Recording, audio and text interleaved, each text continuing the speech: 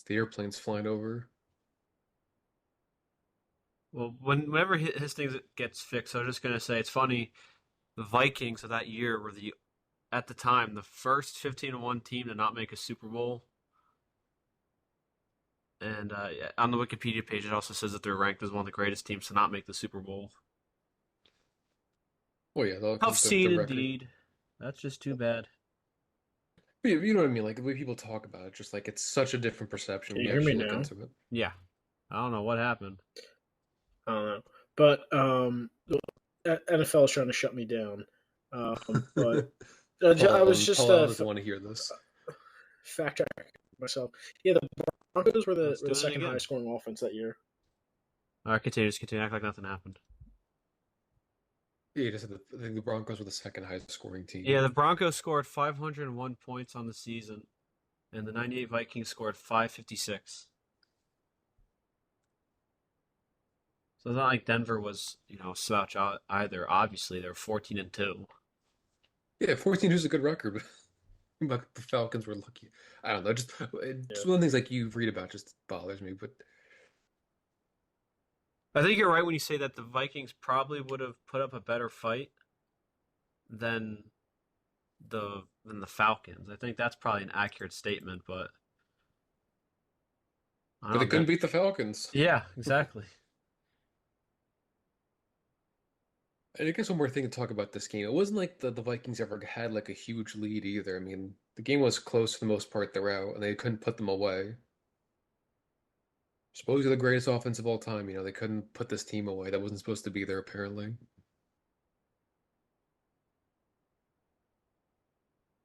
Yeah, and even if he missed a kick too, it's like if they were such a great team, they would have stopped the Falcons on offense. If they're Or as they so could have good, scored with their extra three opportunities. well, that too. But it's like if you're as good as you say you are, or at least your team is, you would have gotten a stop to go to the Super Bowl. So it's like the defense is to blame. Obviously, the offense is to blame too. The fact that you get three more opportunities, two in overtime, and you can't even get a first down is just sad. And like you said, no one talks about that. Everyone just says like, oh, they make it seem like they lost the game before overtime, even though Yeah, they it's had all multiple Gary Anderson's opportunities. fault. Yeah.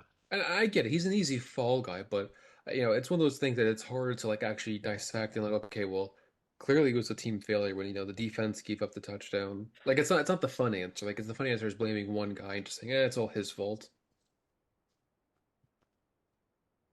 I agree. I agree. But speaking of another kicker missing, Oh. I did want to bring up Scott Norwood because people always seem to have the belief that the Giants got lucky that he missed the kick, when in reality, it'd been very lucky for him to have made it. Set, Because set the scene, Craig. Set the scene. yes, we all know Super Bowl 25, Scott Norwood lined up for a kick at the 47-yard line, and he just It's missed it wide 47 right. yard, I think. It was a 47-yard kick. Yeah, people know what I mean, hopefully. Yeah, 47-yard kick, and he missed it. But the thing is, he had like a pretty poor record on grass for more than 40 yards. I think he was 1 for 6 beyond 40 yards on grass. Like he had a Jeez. pretty short range for a kicker. He was like abysmal, like long distance. So like imagine 1 for 6, and it's like, oh, this guy made it. That'd been like the luckiest kick of his career, in all honesty, as opposed to the Giants getting lucky. Well, I think context also matters because kicking has evolved since the 1990 season. I That mean, too. now kickers on a regular should hit. I just lost Daniel. Should hit like 50 yards on a regular basis. The kickers back then were struggling to hit like over 40. Well, especially like even like the past 10 years, how much kicking has gotten better. Yeah, I That's the agree. Yeah, just when people say like that it's a lucky miss, like, well, if you look at his numbers, I wouldn't really call it all that lucky. It was actually, that was what he was going for. He couldn't make those kicks. Eh, yeah, 47 for back then too is just not what it is today. There wasn't any Justin Tucker back then who could somehow sneak in a 67-yard kick. Or even just like anything like beyond like now 50, like 50 to 55 should be considered like almost guaranteed now, which is crazy, but not the way back then. Not Unless even you're for Bill him too. Walsh. Like he had a notoriously short range for a kicker. Yeah. So, Craig, speaking of the Giants, as everybody knows, the Giants in 2007 and 2011, they upsetted the Patriots both times. Obviously, 2007 being one of the most historic upsets of all time. And people seem to have this misconception that the 2007 Giants defense was really good, like throughout the whole season. And Craig, since since we all lived it, we know that the 2007 Giants defense, despite leading the league in sacks, was very mediocre Inconsistent. and very inconsistent. Yes, they were number 17th in they're ranked number 17th in the league. And for context sake, the Patriots' '07 defense is ranked fourth. And they also had given up 45 points week 1, 35 points to the Packers week 2. They gave up 41 points to the Vikings. I know that number for the Vikings is a little skewed because Eli threw a couple pick sixes. They gave up 38 to the Patriots week 17. They just weren't that good in the regular season. And obviously they turn it around in the postseason. But it's more of like they just got hot at the right time. They weren't world beaters throughout the whole season. In fact, like I said, they're giving up so many points during the season. You want to know some facts? That for the '07 Giants in just general, that their 10 victories combined, or their 10 victories, the combined record of those teams were 60 and 100 that they beat. Nice.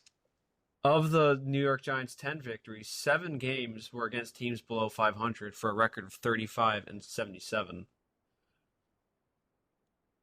Their 6 losses in the regular season were a combined record from teams of 51 and 29. And It didn't help too that they played in probably the best division that year. yes, they played the Cowboys twice, who were 13 and 3.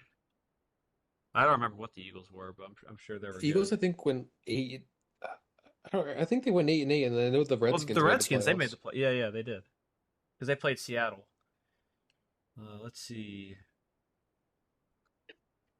Oh, I'm looking at my notes, my creepy notes.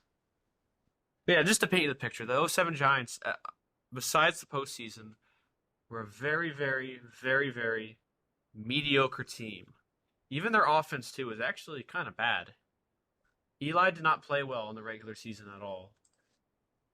He led the league with 20 interceptions. My boy. And it's just weird that people like to say, oh, the '07 Giants are like world beaters because they beat the Patriots. They just had a great game plan. They played well at the right time, and sometimes that's all you need. The fact that the Patriots only scored 17 points against the '07 Giants defense is kind of shocking. I mean, 14. Oh, yeah, 14, my bad. Yeah, 17, 14. Don't give them more credit than they deserve. I'm sorry. I don't know what got into me. So the 2011 team, after they beat the Patriots again, the 2011 defense was even worse. It was even worse.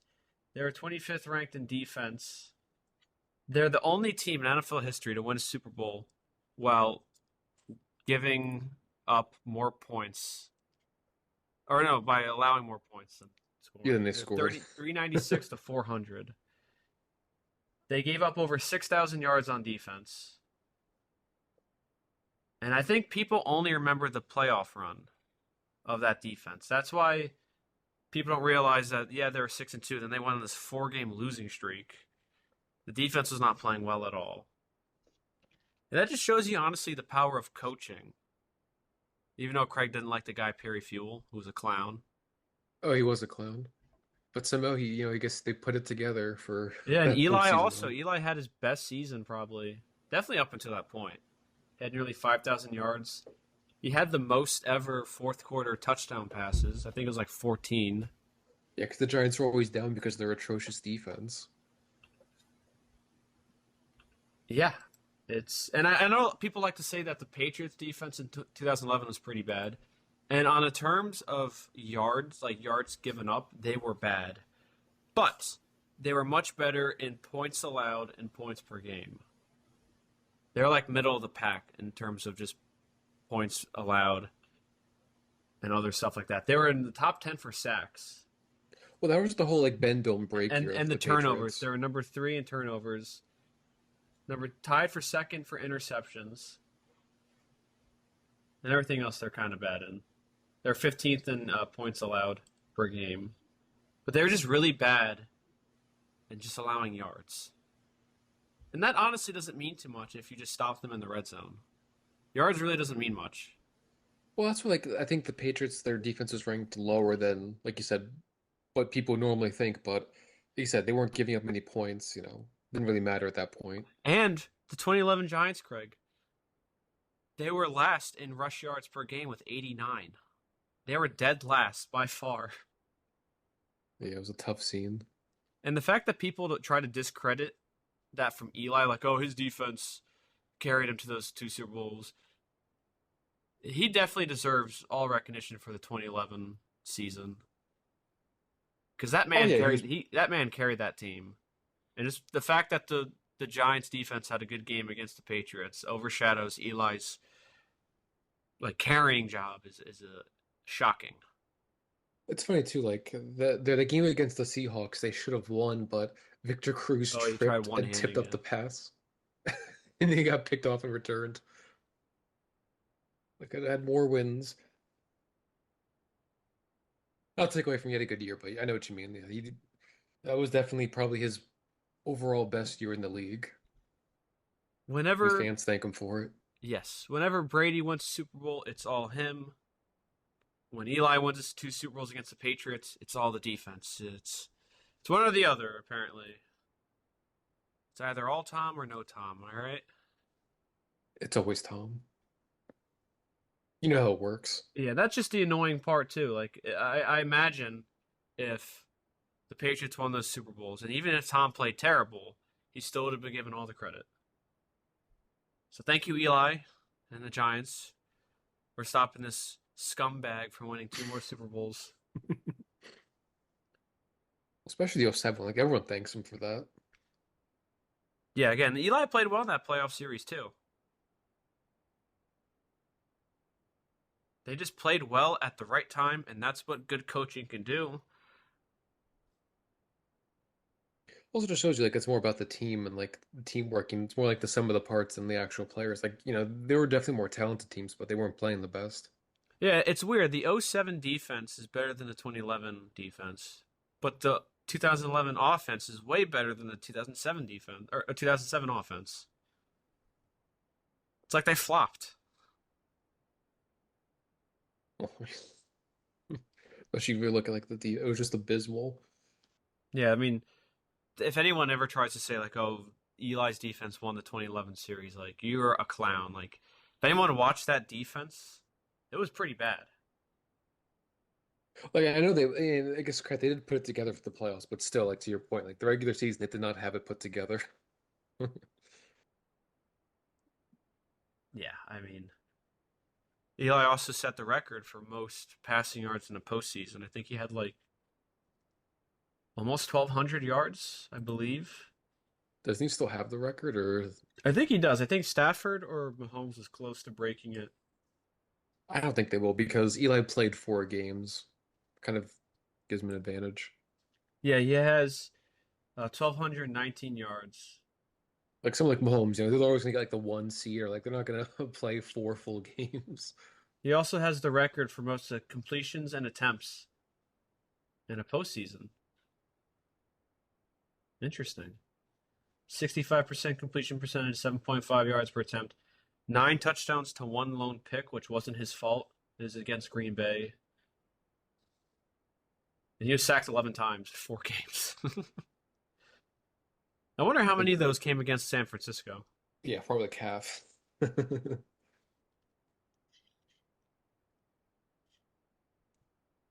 But you're talking about my team. Let's talk about your team, Colin, Oh, the yeah? Colts.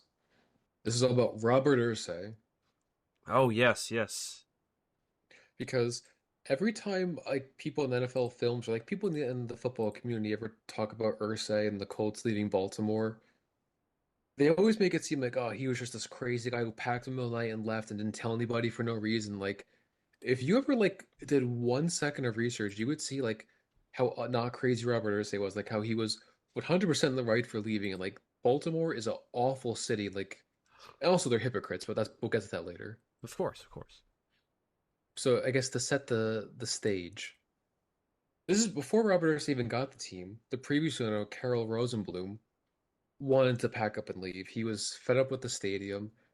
He wanted to get a new stadium, or he was going to leave. But when Irsay bought the Rams and they traded franchises, and Irsay got the Colts, it was with a verbal agreement that I'll keep the team here, but you have to give me a new stadium. And of course, the city of Baltimore immediately reneged on him, saying, "Screw you, we're not going to do that for you." Mm-hmm. And then, a few years later, Irsay's like, I'll be patient, I'll be patient. I think in 1974 there were elections trying to get a new stadium. No state, the legislature said, absolutely not, we're not doing that. But during the election, someone in the Baltimore government added a amendment to the some ballot, and the amendment was saying that the stadium that you have, we're declaring it like a historical site, and you cannot make any new stadiums in the city of Baltimore, basically killing the chances of them building a new football stadium. So they were stuck with the decrepit, Memorial falling Stadium. apart, yeah, Memorial Stadium. And Irsay was patient. He was saying, you know what? I'll give these guys time. I want to stay here. I'll, give them the opportunity to, realize that new stadiums are being built. I'll be patient. And they tried to, they really didn't try to meet him halfway. Like the city of Baltimore was saying, like, okay, how about this? We'll agree to some renovations to the stadium, but you have to sign a 15-year lease, which not only annoyed Irsay, but the owner of the Orioles, who was also kind of fed up with the city and was thinking about leaving too. But the deal he had with the city was more favorable to the Orioles, so they didn't end up leaving. Huh. And after that, the agreement to upgrade the stadium, fell through as usual. That's when Irsay decided to look to other cities, and he looked to Phoenix. Imagine the Phoenix Colts, Yeah, that'd make no Jacksonville, sense. yeah, Jacksonville, Memphis, yeah, and Indianapolis. And Wasn't then, it that Indianapolis is more favorable because they already had a stadium there? oh yeah, so did Phoenix. Those were like the two teams he was choosing between, Phoenix and Indianapolis. But yeah, Indianapolis gave him a much better deal because their lease ran up. He was kept trying to get the city of Baltimore to build a new stadium. He was really trying. The city of Baltimore had no intentions of giving, helping build the stadium. Had no intentions of like upgrading the stadium. They were just gonna say, you know what are you gonna do? Leave? Oh. And then yeah, after like he was take going to real serious talks in like early 1984 about actually leaving, that's when the Baltimore legislature was like, okay, well, you're gonna leave, we're gonna take your team through eminent domain. And that's when Robert Irsay said in the middle of the night, like, this bill is gonna get passed tomorrow. We have to leave now. That's when he called up the city of Indianapolis saying, could you make a deal right now? Because I think he was leaning towards Phoenix, but I think Phoenix kind of backed out last minute because they were worried about getting sued from Indianapolis or from Baltimore about like taking the team. Indianapolis, I guess, didn't care. Like, what are you gonna do? You left. You can't seize anything if it's not there. So yeah, that's why he packed up in the middle of the night. The city of Baltimore was unwilling to, work with them building a new stadium or upgrading the stadium. They were unwilling to meet him any sort of which way. And then on top of that, they tried to take the team from him. I don't know how on earth you could say he's the bad guy in this situation. And I guess for more context, Memorial Stadium was broke ground in the 1920s. It was a very, very, very old stadium. And by the time Colts left Baltimore, the stadium was over 60 years old. Yeah, and That's like they that's had unheard of. No one plays in a stadium that old besides like Soldier Field and Green Bay maybe, but that's But like they've it. upgraded those stadiums. At Yeah, least Soldier Field, they've upgraded. yeah. Same with Green Bay. They upgraded that too. Because it just like when I always hear about like, oh, crazy Robert Harris, I'm like, what's so crazy about him? Like you read all this, it's like, that's it. He was completely in the right. And like also Baltimore had these really weird, like they had some law where football couldn't start until 2 p.m. instead of 1 p.m. in the afternoon. Well, they since They changed that. I imagine. they have, but like around like that was something else like I was annoying Ursay, and the city was like, nope, not changing it.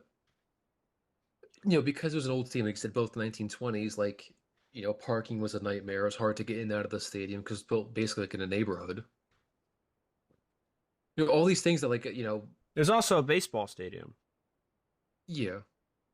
And like the deal they had, because I think the Orioles were their first, the deal favored them over the Colts. Like they got like better percentage in like ticket sales or whatever. Better money, all the financial stuff. They got like the better deals of it. That's where and then when the Colts left, that's when like the Orioles were like, that's when the city's like, okay, we're gonna repeal that stupid rule that we can't build a new stadium because we're gonna lose the Orioles if we do that. And that's when they gave the Orioles their new stadium and like what favorable stuff.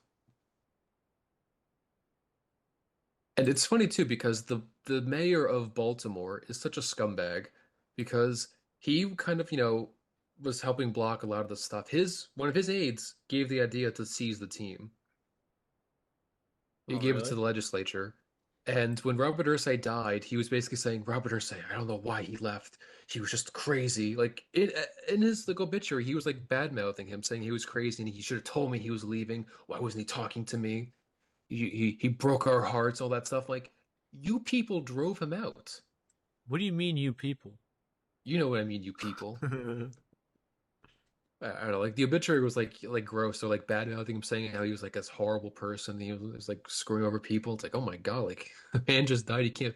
Like people in Baltimore really hate him, and I just find it so odd because he did everything he could realistically to stay until they basically threatened to steal the team from him.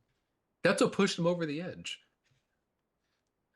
Like it wasn't like, oh, he's like all these like way teams leave now, like Kroenke or um Modell who leave because they're scumbags. He tried to stay as long as he could until they basically pointed a gun at his head. And get to the part where we're hypocrites, and maybe we could put our tinfoils on and talk about the Cronky fellow. Oh, I want to get to Modell first. As I said, get to the part where they're hypocrites. Baltimore. Yes, because as you know, they ran one team out of town. They stole another team from Cleveland, and that was because of Art Modell. And funny, Art Modell was against Robert Irsay leaving Baltimore, saying that you shouldn't leave a team like that or leave a city like that. But Art Modell, people say he belongs in the Hall of Fame, and I have no idea why. He was a horrible owner. Oh, jeez. I mean, I can go down the list of like horrible things he's done. He tried to play a guy dying who had cancer, and Jim Brown wouldn't have that. He's like, absolutely not. This guy's dying. He's not, because he flew in doctors who would, basically yes men and say, oh yeah, he's healthy enough to play. And Paul Brown's like, yeah, no, you're not playing a guy dying of cancer. And he Coach, he died. can't And even that's breathe. Coach, Can he he's play? got a tumor the size of a grapefruit in his head. Can he play? yeah, basically that's what it. Can he play? And Paul Brown said no. Part of the reason why he got fired.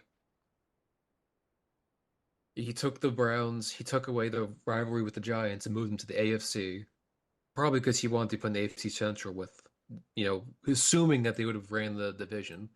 They didn't. The Steelers end up becoming a good team. He ran Marty Schottenheimer out of town too. Ran Belichick out of town. He got Jim Brown to retire early. Hey, really? Uh, yeah, Jim Brown. He Yeah, was filming a movie so in England, and I guess production schedule shifted, and he was going to miss some days in training camp, and he just wanted to explain to Art Modell. And he's like, "Oh, well, if you're not here, I'm going to fine you. I don't care who you are." And then Jim Brown's like, "I don't do this," and he retired. Imagine running the greatest running back of all time out of like into early retirement. Like I said, he fired Paul Brown, which was unheard of. Like the guy the team is named after, won all these championships, runs him out of town because, he's like, I bought the team, you listen to me, even though Paul Brown was really used to just running the show. Hmm. And that's just like the stuff he did like in the 60s. Like he ended up being he was a horrible businessman. That's why he had to leave Cleveland. He kept making horrible business decisions that end up putting his team in so much debt. That's why he left Cleveland. Baltimore said, "We'll give you like a huge lump sum of cash if you come in and play in Baltimore." That's why he left because he was trying to like make this argument like, oh, the team's not giving you the stadium I want, this and that. And, like, it was all a lie. They were going to give him exactly what he wanted, but they weren't going to give him, like, the cash settlement he needed to keep the team afloat. Because I think other people said at the time, like, people knew about his cash problems and he should just sold the team. I think even Mike Ditka said if he had any self-respect, he would have sold the team. And all right, he should have sold the team. He was a scumbag for ripping them out of Cleveland and taking them to Baltimore just for some quick cash. And it's not like it helped him because after I think 2001, 2002, he had to sell the team because he was in so much debt. What So a his gamble clown. did not pay off. Another thing too with the move that he was going to take the name of the Browns with him, like going to be the Baltimore Browns, but the city of Cleveland sued him because I think people try to make it seem like, oh, he was nice and at least left the legacy. No, the city of Cleveland had to sue and fight for it. He was going to take the Browns' legacy with him. So yeah, not a great guy. People say he belongs in the Hall of Fame. I don't agree. I think he was a horrible owner. It just Horrible person. yeah, not a good guy. Horrible businessman. Somehow lucked into money and just couldn't manage it. Oh, one thing I did see that I thought was kind of interesting. When Belichick was in Cleveland, he wanted to sign Phil Simms. I think it was ahead of the '95 season, but I think because of the financial situation, not Paul Brown. Art Modell said, absolutely not, you're not going to sign him. I think he wanted to tank the season so they could move to Baltimore because he immediately shut that down. Wow. And those Baltimore Ravens fans have the nerve to act like, oh, they stole our team, even though, yeah, as everyone knows, the Browns that are currently in the league are like not the original Browns. They came back in 1999. Yeah, it's basically an expansion team. Yeah, the original Browns are the Ravens now. Yes, it's always funny when you see Baltimore saying, "Oh, they stick to the Colts. They stole our team." Like, what do you think the team Guys you're rooting stole the for is? Browns. Yeah. You ran the Colts out of town. Like, why are we letting people from Baltimore like write NFL narratives and like try to rewrite history where like the city of Baltimore has to look perfect in every situation? Like, they were horrible. I like how Dan Dierdorf ruined broadcasting for the Colts Ravens 2006 divisional game. Yeah, like what are you talking That about? clown. Oh, they would love to get back at Peyton. Like Peyton was like 5 when the Colts moved. Something to do with that. And even then, you're gonna blame Peyton or the Colts for leaving because they basically threatened to steal your team from you through eminent domain. I mean, I think people were saying it wouldn't have held up in court, but still, like the fact you'd have to go through a lengthy legal battle just to keep the government from taking your team is enough, I think, for a reasonable person to book it out of there. Yeah, I agree. So the whole big thing for this one is the city of Baltimore is terrible, and the Baltimore fans are terrible, or hypocrites if they really try to get mad at the Colts for leaving.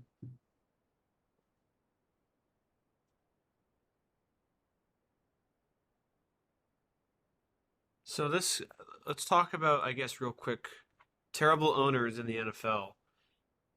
Ooh boy. What's his Steve or was it Stan Kroenke? Yes. Well, what a scumbag he is.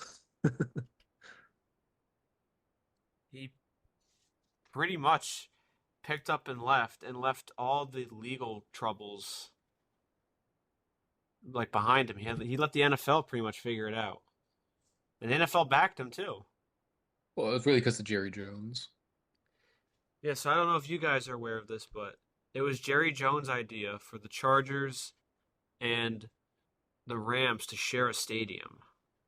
Because originally, Mark Davis wanted to go to LA, but I think it was either Goodell or Jerry Jones hated that. Probably Goodell, because Goodell hates the Raiders. He hates the Davis family.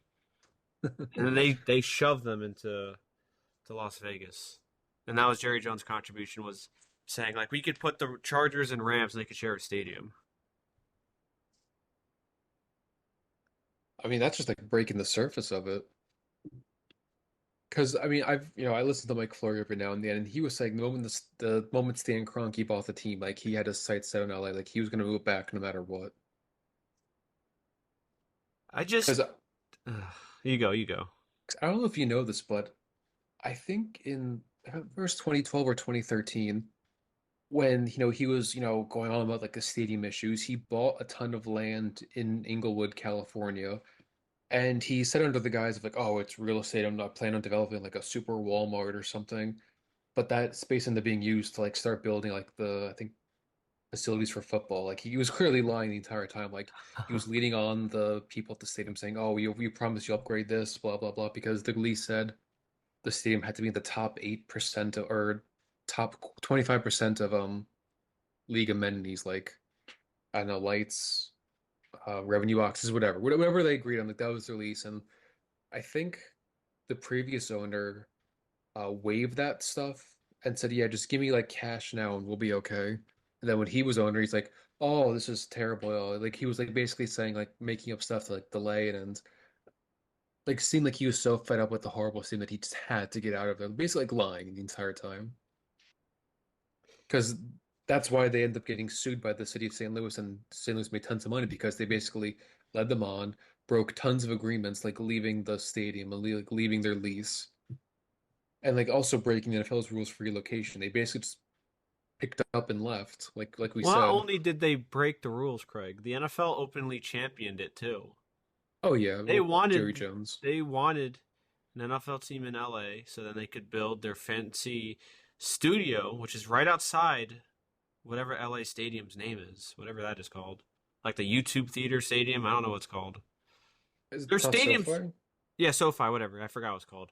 There's studios literally like across the street from the and they're stadium. always happy to show it off. Yeah, it's like they clearly always wanted that for whatever reason. Like everyone knows, you go to LA, like your team just dies out there. No one, no fans for your team. This past year, Stafford had to use the silent count on a couple of home games. The silent count. He had to do that in the championship game against the Niners. It's embarrassing. They have this big stadium, they can't even fill it. It's embarrassing. And I don't even think if they hit financial trouble again, which they most certainly will. I mean, they already are. They were in financial trouble like a few years Well, ago. They they were, still are, I think, probably. yeah, Don't you remember they couldn't pay Clay Matthews? yeah, like they were short on some paychecks. But it's like, what are they going to do now? Like, they can't leave that expensive stadium. Watch me. They literally can't. Could there be a first time an NFL team gets like foreclosed? Like a team just shuts down? I think I remember reading like if something like that happens, I think the NFL would like seize the team or something because I think that happened like in the early 50s. I can't remember if it was like the AAFC Colts where I think the NFL seized the team and like handed off to someone else. That's probably going to happen to the Rams, if not the Chargers too, or another one. Well, the Chargers, I mean, they don't really like the owner just wants to make money, doesn't care. That's why he's so happy to keep Brandon Staley. Like, oh, we're competitive, we're making money. Yeah, whatever. Well, not even that too. They're another one where they completely just like spit on the fans. They're loyal fans of San Diego, and they just like left them in the dust. And then they had to go to the StubHub Center. They couldn't even fill that thing. That thing fits like 20,000 people. You want to know who's the one owner who opposed all of this through and through? Was it Mara? Mike Brown. Oh, What a Chad he is. He apparently he's like always votes no on like everything. Oh, want a rule change? No. Want to move? No. Like he votes no on everything. Like people really like have like hate Mike Brown. I get he was a terrible GM, but when it comes to being an owner, like clearly has a love for the game that most owners don't have. Because to him, it's not about the money; it's about the sport that he loves so much. yeah, and it feels like the NFL is openly trying to screw the Bengals too, because not only were there iffy calls in that Super Bowl against the Rams, but the NFL, which I know we were watching Mike Florio last year, the NFL tried to pull something very dangerous.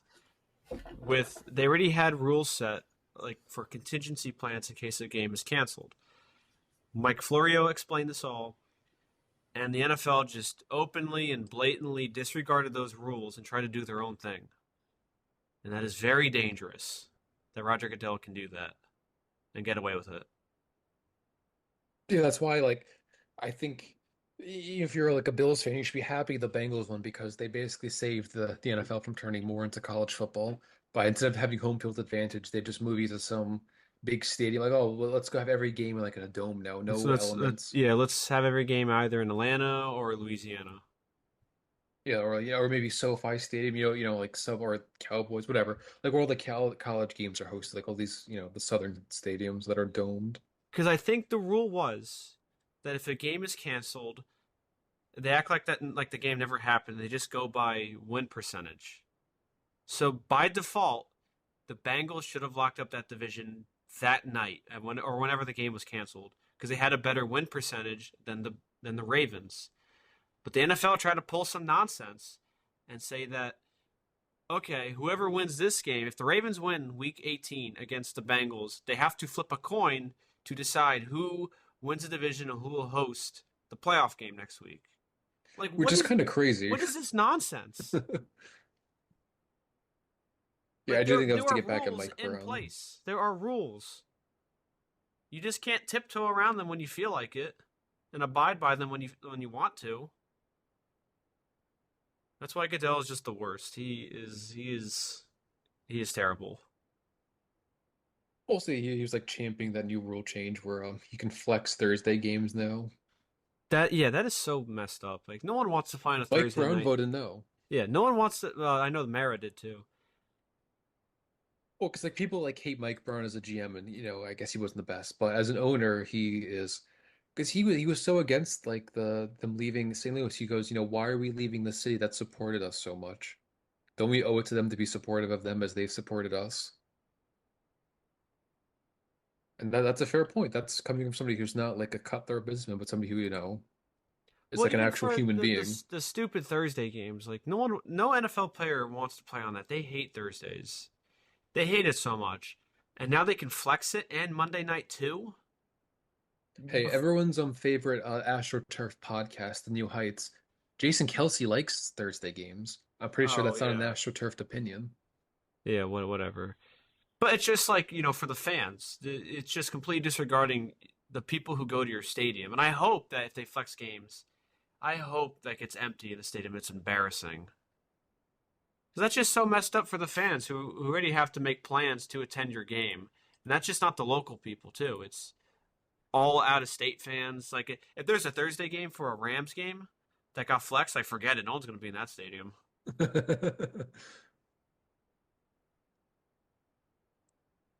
I mean, I hope it all blows up in their face and like all the changes to the kickoff rule. Mike Brown voted no. Yeah, it's just Goodell's the worst. They've for years, even before 2016, they have always wanted a team in LA.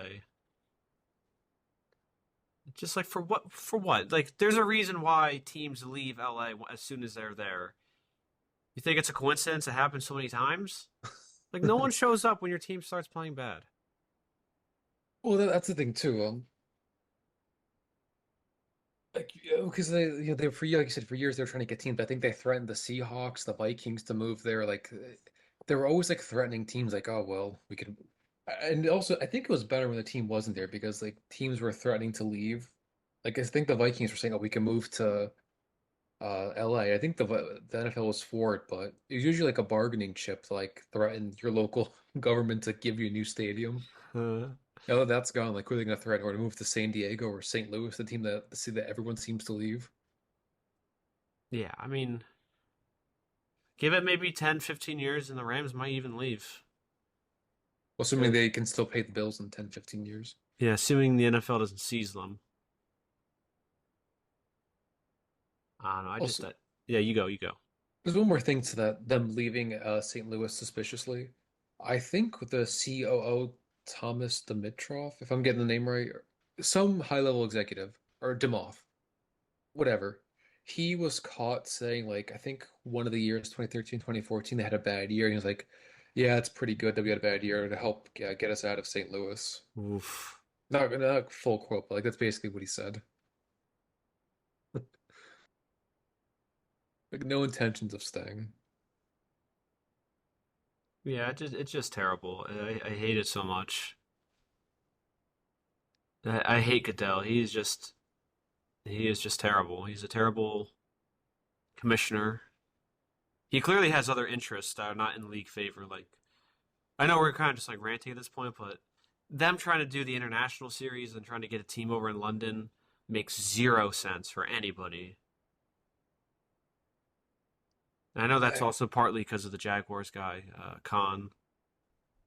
I mean, it was like that was happening before him. Well, I know, but still, it's just like there already was a league in Germany, and it failed. No one showed up. No one cares. People are only selling out these games because it's like the novelty of it. If there's a team there every week, no one's gonna care. Yeah, I guess the novelty will wear off. Yeah, like oh, there's a like of course the first game in Germany in like ever was sold out. Because I think me and Dana were like, I think we've all talked about this before, but like, the NFL really wants like ultra billionaire owners because to them it's all about, increasing their investment, increasing as much money they all can bring in. Like it's not like the older owners, like the family-owned owners, like the Mike Brown, who don't look at this as just a way to make money. To them, football is everything. Even like the Maras and the Tish. Yeah, and the Rooney's like to them, football's literally all they have. Like they don't really have like other investments outside of it. So it's them, it's about, you know, they care about the sport. And then to those people like, Jerry Jones and Stan Kroenke's, it's them that just I want to make as much money as absolutely possible. I don't care like how much we change the sport. I don't care.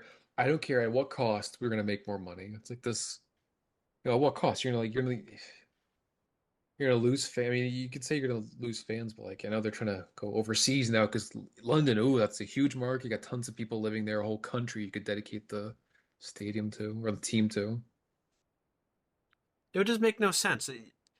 Every team that pretty much would play in London would have to have a bye week after. I mean, I know they screwed the Colts that one year, which by the way, the Jaguars have been playing there since I think 2012, and up until 2016, they've always had a bye after that. So why wouldn't they make the Jaguars have a not have a bye after that since they always play there every year?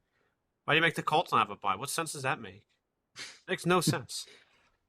But just like whoever goes there would most likely have to have a bye week, and then the that team in LA or that team in London would have to play 8 straight home games or 9 straight home games, and then 8 or 9 away games in a row. It's not Tr- feasible to make a team go there every week to London. That's crazy. And it's funny too, like I never understood why they wouldn't try to expand into like Mexico or Canada first to kind of like have a proof of concept for international stuff. Yeah, let's do it in the place that it failed in the first time. Let's do that. Look at that too, but like, you could experiment because when you live in another country, you're working like, there's visa stuff and like, football players aren't known being the most, upstanding citizens. Who's So they the could be one NFL player that almost missed like an international game because he didn't have a visa? There's the somebody. Giants punter. It was somebody recently. They almost missed it because they didn't have like a passport or visa or something. Yeah, which I mean, I'd blame more of like the team because they should have like As soon as the told schedule them. came out, they're like, "Oh yeah, we should get this."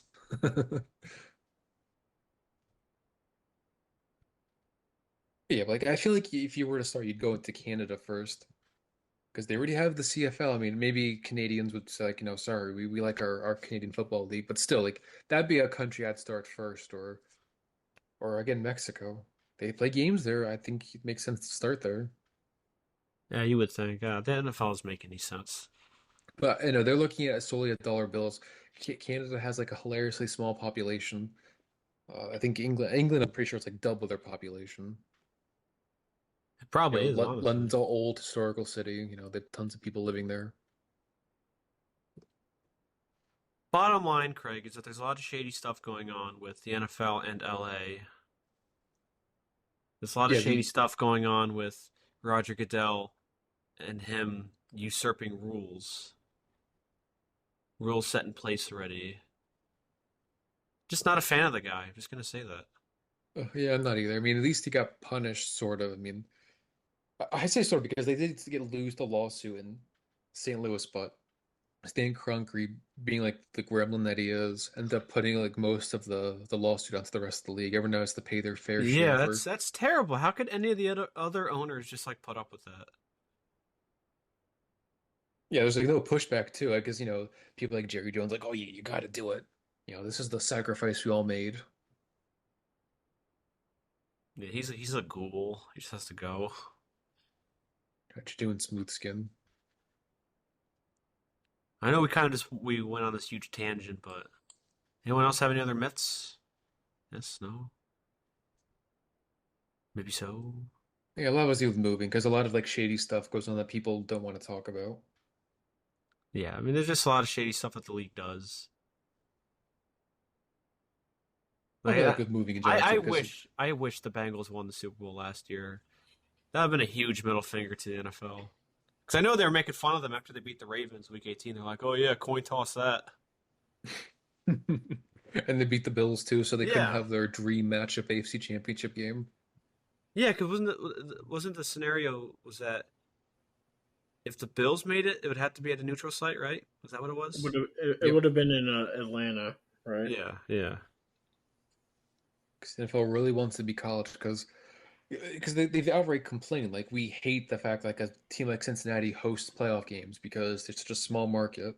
Well, even the Chiefs too. They're a small market team. They got a Yeah, loyal well, fan base, but you at least could say they got Mahomes. Like a team like Cincinnati, they have an owner they hate and probably one of the smallest markets in the league. I think oh only maybe I know Green Bay's definitely below, but I forget like what other teams are below it. yeah, and I know they hate that stuff. But like real quick, it's just like the NFL really couldn't see that they were just screwing over mainly one team out of all that.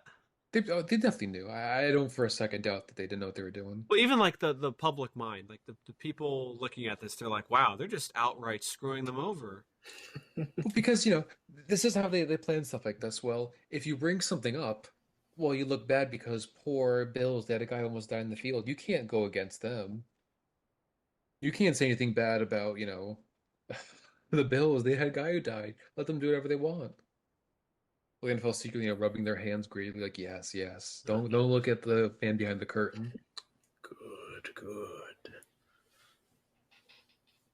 Yeah, I mean, I'm happy they beat the Bills last year too. I was just I mean, like, not an understatement, but they did the NFL like fans a favor by doing that.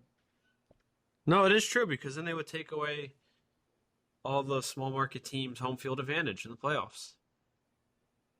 Just I like mean, Kurt Warner once. yeah, I was just about to say that. yeah, I guess I we're don't talking know. about Mets. Kurt Warner's this nice guy. Like, you ever heard some of his awful opinions? Because like you were telling us, like Kurt Warner, he said he hates the outdoor elements. He prefer every game he played in the dome. Yeah, well, he was on Barstool, and Oh, I don't want to be on that, but I think it was like he had tweeted something and they were discussing it, and he had said that like he would he thinks football being outside prohibits teams playing their best football. Like it would be better if one team is both teams are indoors because then it allows them to play both at their best.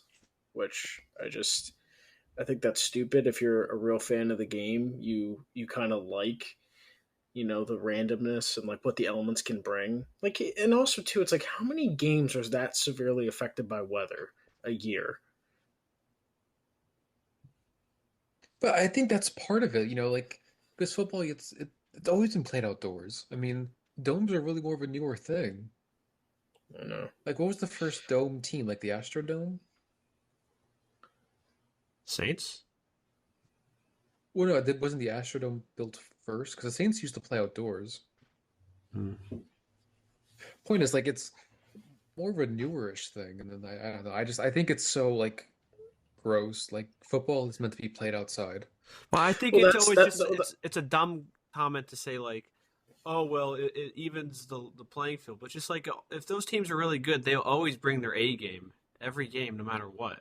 I always hate like, oh, 9 times out of 10, this team will beat that team. Well, they didn't beat them when it mattered the most. Yeah, and also too, because he, I think it was Spark they were talking about, and it was like Spark because there's a game between them and the Patriots where the he was playing against the Patriots and it was bad in New England, and so it's like, but the whole thing too, I never got like when he said something along the lines of this, and I've heard other players talk about it, like, oh, when it's cold out or if it's raining, whatever, it's like you have to mentally prepare yourself for the weather. Like, listen, unless it's like Denver, like where you actually could have breathing issues because the air is thin and your body's not acclimated and stuff like that. If you've played football your whole life, anyone knows once the game starts, your mind tunes all that out. You're not like because once you're playing and stuff, like you're not thinking about being cold or being drenched or whatever. Like that's that whole like when people try to be like, oh, that mental like the weather. I'm like, either you are really like weak minded or like you're just saying that to try to prove your point because the truth is the weather. I understand if the weather affects how you throw the ball, if it's winding and kicking, it's windy and kicking, but like in terms of like you mentally having to prepare yourself for that, once the game starts, you're in. Like you don't that stuff you tune it out. Like the crowd noise, you just tune it out because you're focused on playing. Like you know, I guess I don't understand that because I didn't wear gloves indoors. But what do I know? I mean, here's also the big thing: the weather affects both teams. Well, yeah, Like I feel like whenever people talk about stuff like that with the weather, it's like, well, is one team playing indoors, one team playing outdoors? Like, It act like the other team has umbrellas. yeah, or they've got like a special heat suited, NFL uniform. uh, Like both teams got to play those elements. Like you've got to be prepared to win in every single scenario. but that's also another thing that would make it more like college football. Yeah, Like which the I one, don't like. I prefer the elements. yeah. Listen, don't get me wrong. Yeah, I don't want every game to be, like the field is just a giant puddle but it is a nice variation. And It also makes too, those like games fun too. Like that's a game. Oh, that yeah, was the game where the yeah. elements. Like what was it that the Lions Eagles game? Like you couldn't see the marks or anything, and like Calvin Johnson dove and caught a ball in his face. His face was just covered in snow. Like, and then what that also does too is it makes every part like when the game is windy or if it's raining, it makes everything like all phases of the ball matter more. Like all of a sudden, if it's windy or it's really you can't throw as much. Like so you have to play the field position game more. That's not It's exciting, Yeah, Daniel. that's That's not. boring. Yeah, it's not gonna We want to sell. see 45, 50 victories yeah every week. We yeah. want to see shootouts where a defense can't stop a nosebleed. Mm, We want the college environment, Daniel. it's terrible. But um, I guess there was one thing I wanted to bring up. I don't know if it's really like more of a myth, but like just something I don't know why this happened. Um, Did you have you guys heard of people saying like Drew Brees should have gotten the MVP in 2009 or Yes, Favre? yes. Well, maybe not as much as far, but yeah. Colin? Yeah, I heard that. Yeah. So, because when you look at it at face value, you can make a case Brees statistically had the better numbers than Peyton, which is true. I mean, Peyton did throw more yards than him, but Brees threw one more touchdown and five less interceptions, had a better passer rating and completion percentage. And I think at face value, you can make that case. And the Colts were 14-2, but the the reason when you look at it, why Peyton I think really got the MVP that year, there's one category people don't look at, and like because here's the thing, like people be like, oh, the Colts that year were 14-2, they were running the table, and like that is true, but a lot of their games were very close, and Peyton had to pull it out Peyton had to pull it out at the end. You know, you know, who led the league that year in game winning drives and fourth quarter comebacks? It was Peyton. Yep. Guess how many he had out of their 14 wins? It was like 8? He had 7 or 8. seven. No, I was going to say 7 or 8. He had seven fourth quarter comebacks and seven game winning Well, they drives. also had a way weaker run game than the Saints did in '09. So Peyton had to Mhm. do more with less, at least in terms of like running support. Well, and that was the thing too of like you look at the record. Oh, like they're 14 to the run table. Like Breeze should have got hit the better numbers. I was like, yeah, but Breeze only had I think two game. Let me. I'll confirm it, but Breeze only had 2 game-winning drives and 2 fourth-quarter comebacks that year, and so did Favre. Peyton had 7. Also, I think we're ignoring the fact that Peyton sat out like the last 2 games. Yeah, I think he played only like 4 quarters in the last 2 games, if that, maybe even 3. Because I think he played like a half. No, I take that back. I think he played the half of the Jets game. He played like maybe the first quarter of the Bills game. So Breeze had 2 fourth-quarter comebacks, and he had 4 game-winning drives. So Peyton had 3 times the fourth-quarter comebacks and almost double the game-winning drives. Because I remember that season too, like when they beat Miami. Was it week 2? They didn't even have the ball for 15 minutes. Yeah, and he led them on a game-winning drive at the end, and then their defense literally picked Chad Pennington off like in the last play. They let him drive all the way down to the red zone. But again, you don't even have the ball for 15 minutes. Or the Patriots come back; they were down 17 points. The Jags Thursday night game. He hit Reggie with like 5 minutes ago for like 70, like a 60-yard bomb. And also to the Ravens game, they only won 15-14. I think people are just jelly because they thought Breeze. I mean, there are people who are delusional who say that he should have won MVP in 2011, even though Rodgers played one less game. And like and Rodgers is way more efficient. He set the NFL record for passer rating.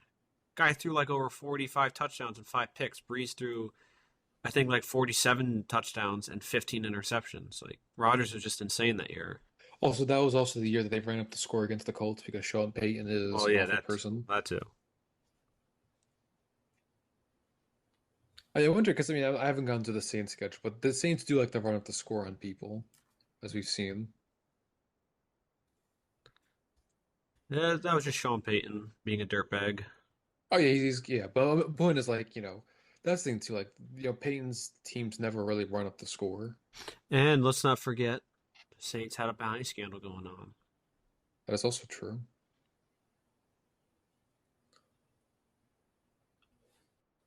How much time do we have left? 5 minutes. You could just type that. Well, any other final thoughts then, I guess? I guess just another quick one for me, just in terms of MVPs. I don't understand to this day how John Elway got the MVP in 1987. Well, that's more of like an opinion thing. Like we're stating more of myths. At least the Breeze ones with the Breeze, but anyway. Yeah. So the people who do listen to this now, when people say crazy Robert Irsay, you could say no, he was not crazy. City Baltimore's crazy, and their fans are crazy. And the NFL is crazy for allowing all this nonsense to happen. Like the owner's crazy for wanting all dome games. Yeah, he is crazy. It sounds like he should be put in a home. He's probably listening to this podcast. He's going to listen to this podcast and put his gloves on. He's going to send us signed copies of American Underdog. Yeah. Tweet at us. Only a loser owns that on Blu-ray. Yeah, tweet at us. I think we should have an open discussion about this. Speaking of which, why don't you guys come over? We can throw on American Underdog, and then if you haven't seen the movie, you should go see it too. He's gonna strap us in like Clockwork Orange, like tape our eyes open so he can't look away. He'll be waiting in his home theater with his gold jacket on and his gloves. Oh, did you guys know I'm a Hall of Famer? Let me tell you about my story. No, I never heard of this before. Any other final thoughts, real quick? Running a little short on time. I'm good. You're good? I think I'm good. Craig spent? I think I don't have any other things to say. Well, this has been the Unbiased Opinion, where everyone's opinion is biased except ours. I'm Colin. I'm Craig. And I'm Daniel. And take your gloves off, Kurt Warner.